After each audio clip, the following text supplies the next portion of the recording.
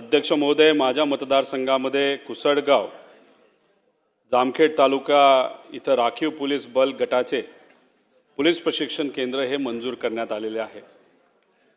पहिल्या फेजचं बऱ्यापैकी काम झालेलं आहे। आता दुसरा फेज आपल्याला सुरू करावा लागेल। अहिल्यानगर जिल्ह्यासाठी अतिशय महत्त्वपूर्ण ही वास्तू आहे आणि त्यातून नक्कीच तिथे असणाऱ्या जनतेला मदत होणार आहे। पण त्याच्याच बरोबर बीड जिल्हा असेल, धाराशिव जिल्हा असेल, सोलापूर जिल्हा असेल, त्याच्याच बरोबर पुणे जिल्हा असेल, इथं असणाऱ्या लोकांना सुद्धा अध्यक्ष महोदय तिथं मदत होणार आहे। त्याच्याच बरोबर अध्यक्ष महोदय, कर्जत शहरासाठी आणि जामखेड शहरासाठी आपण अनेक CCTV कॅमेरे मंजूर केले होते। एक सेंट्रलाइज सिस्टम सुद्धा मंजूर केली होती। त्याला सगळ्या मान्यता सुद्धा अध्यक्ष महोदय मिळालेल्या आहेत। पण दुर्दैव असं सरकार बदलल्यानंतर तिथं निधी देण्यात आलेला नाही।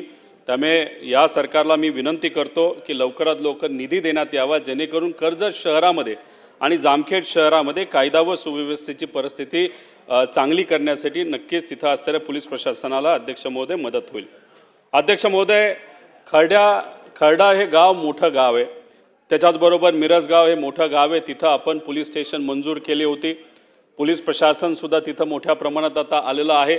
पण तिथं बिल्डिंग नाही आहे, राहण्याची व्यवस्था नाही आहे। तर या सरकारला मी विनंती करतो की या पुरवणी मागण्यामध्ये मोठ्या प्रमाणात निधी मिरजगाव आणि खर्डा इथं असणाऱ्या पोलीस स्टेशनला देण्यात यावा। अध्यक्ष महोदय, महाविकास आघाडीच्या काळामध्ये मोठ्या प्रमाणात निधी हा कर्जत जामखेडला मिळत होता।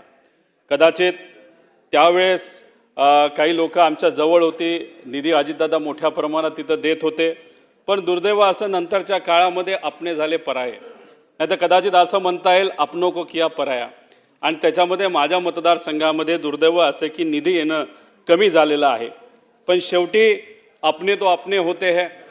त्यामुळे आपल्या अजितदादांना मी विनंती करतो, सर्व गावकीकडे तुम्ही बघत आहात, गावकीकडे बघत असताना जरा भावकीकडे तरी बघावं आणि तिथे माझ्या मतदारसंघामध्ये जो निधी माझ्या विकास कामासाठी, माझ्या तिथं असणाऱ्या लोकांच्या भवितव्यासाठी लागणार आहे तो तिथं देण्यात यावा। राजकारण बाजूला ठेवू, ज्याला कोणाला भूमिपूजन करायचं त्याला करून द्या। पण अनेक मागण्या माझ्या मतदारसंघातल्या आणि खास करून गृह विभागाच्या आम्ही तिथं मांडलेल्या आहेत, मंजूर सुद्धा आहेत। फक्त निधी तिथं दिला गेला नाही, तो निधी तिथं देण्यात यावा अशी विनंती इथं अध्यक्ष महोदय करतो।